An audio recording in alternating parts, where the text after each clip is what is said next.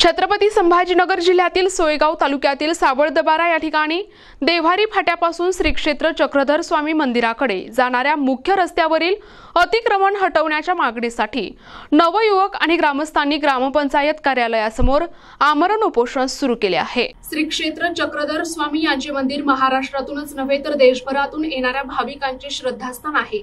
मात्र या मंदिराकडे जाणारा मुख्य रस्ता पूर्णपणे अतिक्रमणाच्या विळख्यात अडकला आहे। त्यामुळे बाहेरून येणाऱ्या भाविकांना तसेच स्थानिक गावकऱ्यांना जाण्या येण्याचा नाहक त्रास सहन करावा लागत आहे। या संदर्भात सावळदबारा येथील ग्रामस्थांनी शासन आणि प्रशासनाकडे अनेकदा तक्रारी केल्या, मात्र त्याची दखल घेतली गेली नाही। त्यामुळे संतप्त गावकऱ्यांनी आता आमरण उपोषणाचा पवित्रा घेतला आहे।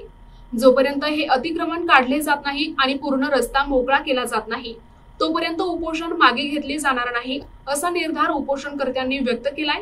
या दरम्यान उपोषणाला बसलेल्या 3 उपोषणकर्त्यांची प्रकृती खालावली आहे। त्यांना सावळदबारा आरोग्य वर्धिनी केंद्राच्या अधिकाऱ्यांच्या मार्गदर्शनाखाली उपचार देऊन सलाईन लावण्यात आली आहे, अशी माहिती उपोषणकर्त्यांनी दिली आहे। तुमचं नाव सांगा। मधुकर ओंकार गावडे। हे जे उपोषण आहे कोणत्या संदर्भात काय मागणं आहे नेमक्या तुमच्या शासनाकडे? मागणं असं आहे की देवारी फाटा ते सावळदबारा गेट पर्यंत रस्ता मोकळा करून देणे। किती दिवस झाले उपोषणाला? दुसरा दिवस आज। शासन प्रशासन आलं होतं का? कोणी नाही आलं, फक्त साबळे साहेब आले। उपोषण करते आता तब्येत वगैरे कशी आहे? 3-4 पोरं मुलांची तब्येत खराब आहे। हे उपोषण जे सुरू आहे ते कोणत्या संदर्भात काय मागणं आहे तुमच्या नेमक्या? आम्हाला रस्ता पाहिजे। हे रस्त्याचे 2 दिवस झाले पोरं बसेले, अन्न पाणी नाही, काही नाही, त्याले काही कर झालं तर मग काय करायचं आम्ही? अधिकारी नाही, शासन प्रशासन काही दखल घेतली का तुमची? नाही, कोणीच नाही घेतली। फक्त डॉक्टर आले होते, तपासलं। उपोषण करते ते आता तब्येत कशी सध्या?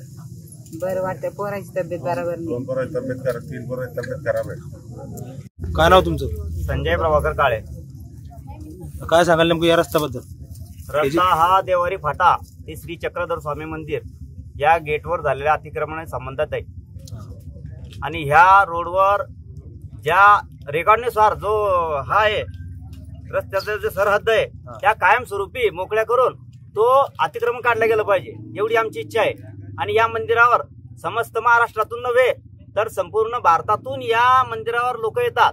तर नुसतं ह्या रस्त्यावर पूर्ण घाणीचं साम्राज्य आणि अतिक्रमण इतकं झालेलं आहे की अनावधानाने समोर बस स्टँडवर बऱ्याचशा गाड्या येतात आणि ते विचारपूस करतात की रस्ता कुठे आहे। इतकी दयनीय अवस्था या रस्त्याची झालेली आहे। तुम्ही या संदर्भात पाठपुरावा केलेला आहे अगोदर 2-3 महिन्यापासून पाठपुरावा चालू आहे। कोणाकोणा दिलेले नाही? पंचायत समिती, तहसीलदार आणि सार्वजनिक बांधकाम विभाग, गट विकास अधिकारी कारवाई वगैरे केली का त्यांनी आतापर्यंत ग्रामपंचायतले पत्र दिलेलं आहे, पण ग्रामपंचायतने अशी ठोस कारवाई कोणतीच केलेली नाही। त्याच्यामुळे हा उपोषणाचा मार्ग आम्हाला अवलंबावा लागला। किती दिवस झाले उपोषण? आज दुसरा दिवस उपोषणाला। आता हे सगळ्या ग्रामस्थांचा पाठिंबा आहे, पूर्ण गावाचा पाठिंबा आहे, पूर्ण गावाचा पाठिंबा आहे। तुमचं नाव काय? पुष्पा गोपीनाथ पुजारी। कुठं राहता? सावळदबारा। काय नेमकं काय सांगाल या उपोषणाबद्दल? रस्त्यासाठी। कुठला रस्ता? चक्रधर मंदिराचा पूर्ण गावाचाच रस्ता आहे। पूर्ण गावाचा रस्ता। आजपर्यंत कोणी समजा या ठिकाणी कोणी भिरकून बघितलं का? अधिकारी कर्मचारी सांगून पाहिलं, कोणी ऐकलं नाही ना। कशी आहे आपले उपोषणकर्त्यांची प्रकृती कशी आहे? खराब आहे 2-3 जणांची। प्रतिनिधी जब्बार तडवी, NTV न्यूज मराठी, सोयगाव, छत्रपती संभाजीनगर।